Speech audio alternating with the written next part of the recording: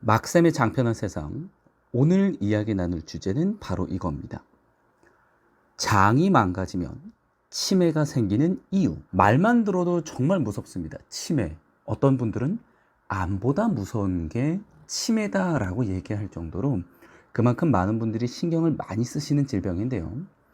2023년 치매 역학조사 및 실태조사 결과 발표를 보면 2025년 기준 우리나라 치매 환자가 97만 명에 달한다고 합니다. 2026년이 되면 치매 환자 수가 100만 명을 넘게 되고요. 2044년이 되면 200만 명이 넘겠다라는 추정치도 있습니다. 그만큼 이 치매는 일상생활과 모든 방면에서의 악영향을 미치는 질병인데요. 우선 이 인지장애이기 때문에 삶의 질이 급격하게 저하가 됩니다. 그리고 가족의 돌봄 부담 또한 증가가 되고요. 의료 비용 상승을 통해서 더 넓게 보면 국가적인 문제이기 때문에 이 치매가 생기지 않도록 예방하는 게 굉장히 중요한데요. 치매의 종류는 정말 다양합니다. 우리가 흔히 알고 있는 알츠하이머병, 혈관성 치매, 루이 소체 치매, 전두 측두엽 치매, 그리고 파킨슨병이 유발이 돼서 생기는 파킨슨병 치매.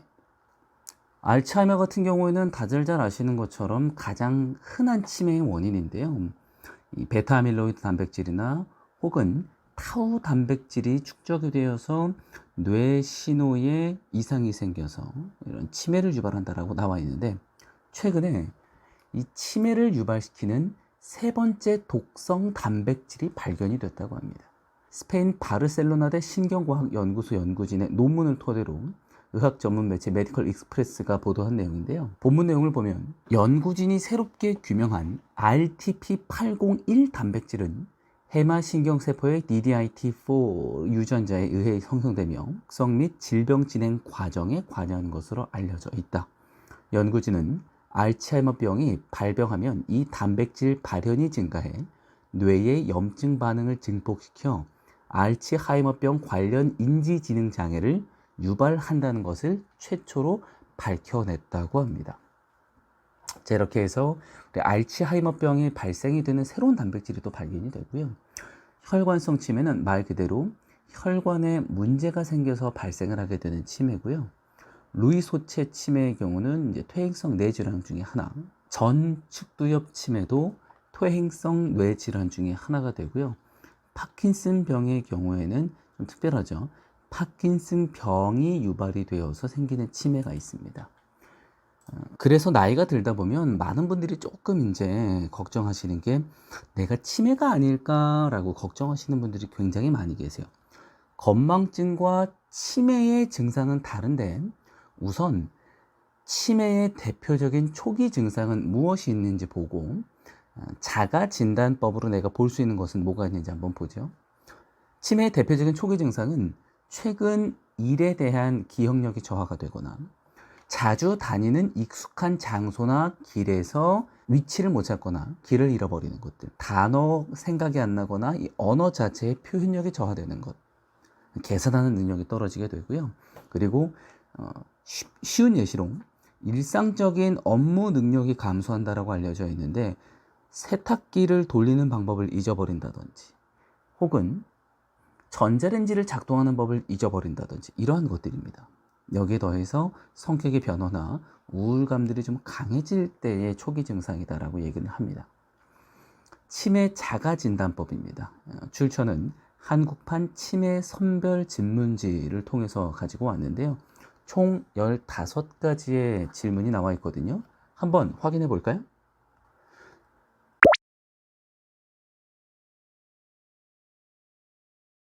혹시라도 내가 치매에 걸리질 않을까 걱정이 되신 분들이 있다고 한다면 지역에 거점을 두고 있는 치매 안심센터나 혹은 병원에 내원을 해서 확인해 보시는 게 더욱 확실하다라고 말씀을 드릴 수가 있겠습니다. 우선 첫 번째 뉴스 이것부터 한번 보여드릴게요. 변비가 있는 사람은 치매에 걸릴 수 있다?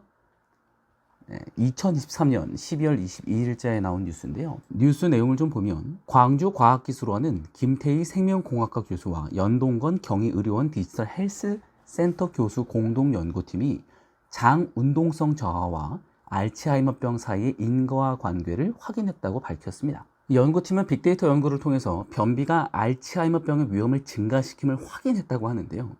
동물 모델을 이용한 기초 연구를 통해 인과와 관계를 규명을 했습니다. 먼저 알츠하이머 G 모델에서 느린 장 운동이나 변비 등의 위장관 통과 시간이 저하가 됐음을 확인을 했는데, G의 장 운동을 더욱 느리게 하면 알츠하이머병 병리에 어떤 영향을 미치는지를 연구를 했습니다. 알츠하이머 마우스 모델의 지사제 일종인 로페라미드를 투여한 결과 뇌내 아밀로이드 베타 단백질과 뇌내 면역세포인 미세학 교세포가 유의미하게 증가했다고 합니다.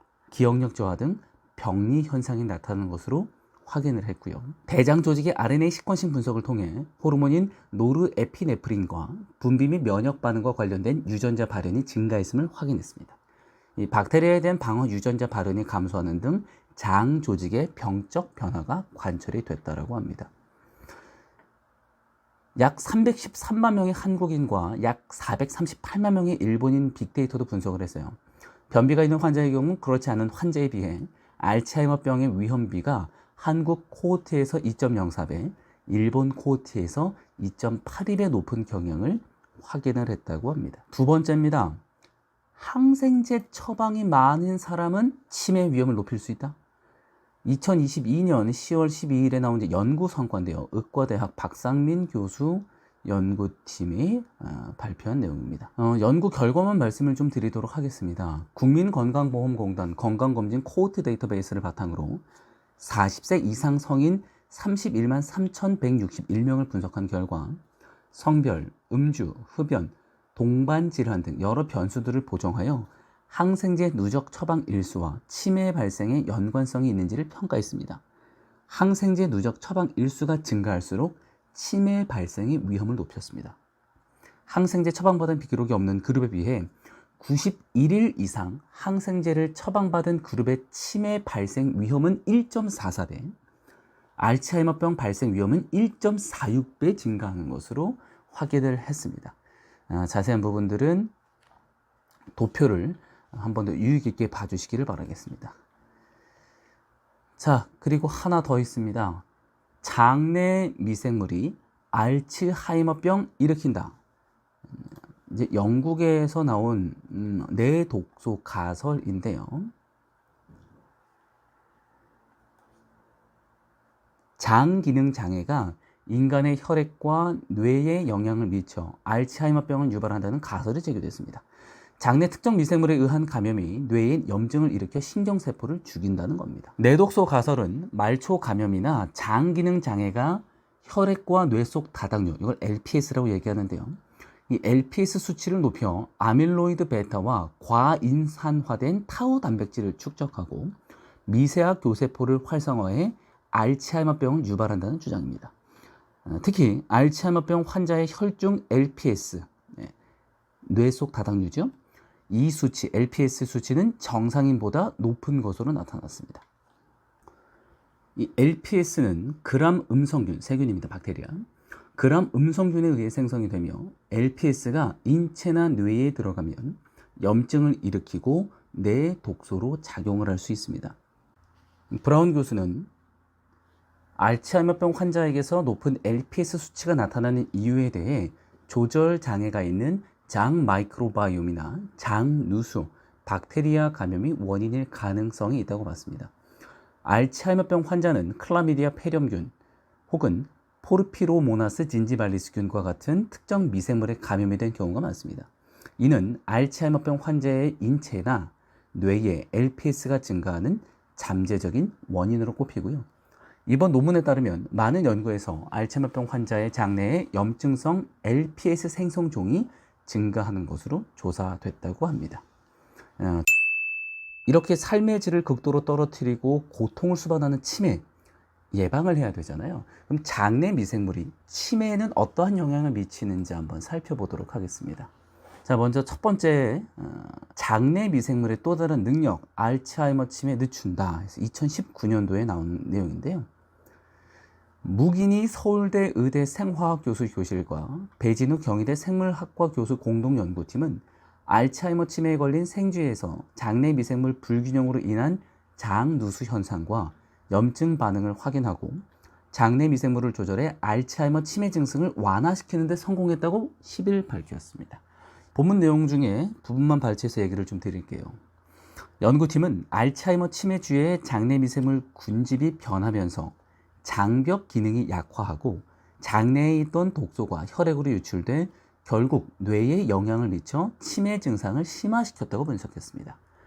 연구팀이 장내 미생물 생태계가 깨진 알츠하이머 치매주에게 건강한 장내 미생물을 16주간 정기적으로 투여하는 실험을 한 결과 염증 반응이 감소할 뿐만 아니라 기억과 인지 기능이 회복되는 등 알츠하이머 치매 증상이 호전됐다고 합니다. 2023년도에 나온 뉴스입니다. 장내 미생물로 초기 치매 환자 찾는다. 미국 워싱턴대 연구팀 사이언스 중기의학에 발표한 내용입니다. 치매 초기 단계에 있는 사람의 장내에는 그렇지 않은 사람의 장내와는 다른 종류의 박테리아 등 미생물들이 서식하고 있다는 연구 결과가 발표가 됐습니다. 연구 결과를 활용하면 장내 미생물 분석만으로 치매 여부를 확인할 수 있게 될 것으로 예상을 한다고 합니다. 고탐 단타스 미국 워싱턴대 교수 연구팀은 장내 미생물 분석으로 치매 초기 단계에 있는 환자를 구별할 수 있는 방법에 대한 연구를 진행하고 이 연구 결과를 14일 국제학술지 사이언스 중기의학에 게재를 했습니다.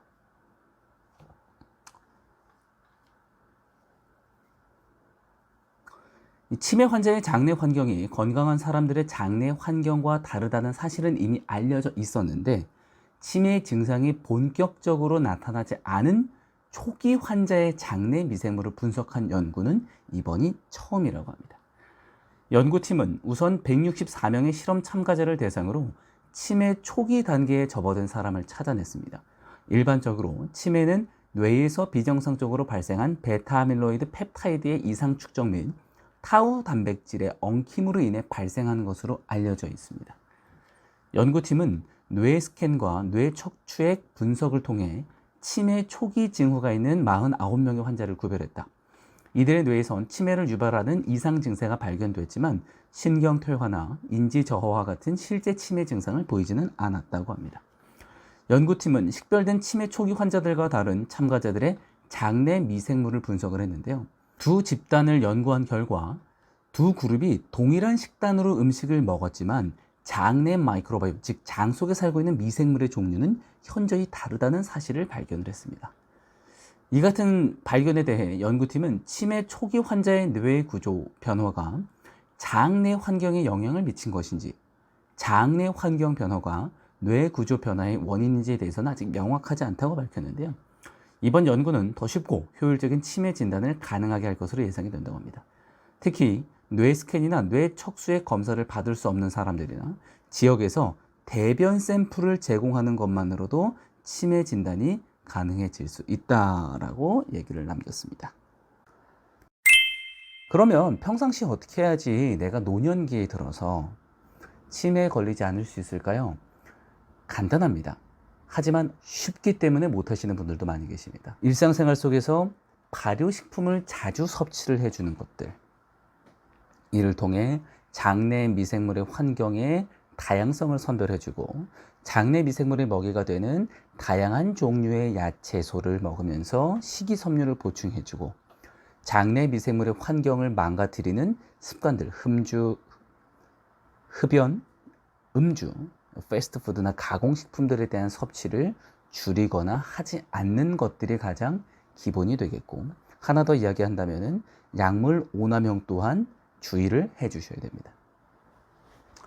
자, 이렇게 오늘 영상에서는 장내 미생물, 즉 장이 망가지면 왜 치매가 오는가에 대한 부분들을 한 번 더 다뤘는데요. 지금 건강하다고 나이가 들어서도 건강할 거다라는 착각을 하는 분들이 많이 계시는데 나중에 후회하지 않도록 지금부터 챙겨주시기를, 관리해 주시기를 바라겠습니다. 속이 편하면 하루가 편하고 장이 편하면 인생이 편합니다. 내 인생에 있어서 절대 걸리지 말아야 하는 암보다 무섭다는 치매 예방을 위해서 오늘부터 장 건강 균형에 집중해 주시기 바랍니다. 저는 그럼 다음 영상을 통해서 돌아오겠습니다. 안녕.